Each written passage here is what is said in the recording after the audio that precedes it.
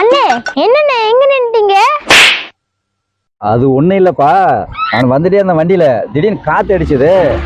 அப்புறம் பார்த்தா பாருங்க ஒரு மழை தெரியுது பாத்தியா, அந்த மலையில இருந்து 2 பெரிய பாறை வந்து காதுல விழுந்துருச்சு. அதான் தள்ளிட்டு இருக்கிறேன்.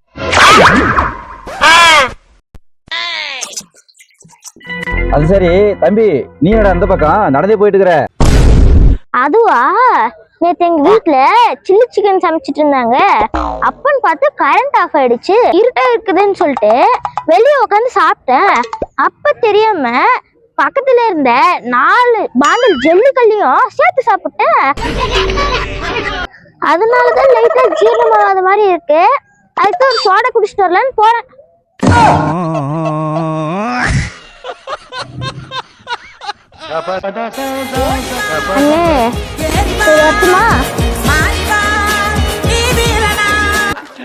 சாம்பார் ஆப் எனக்கு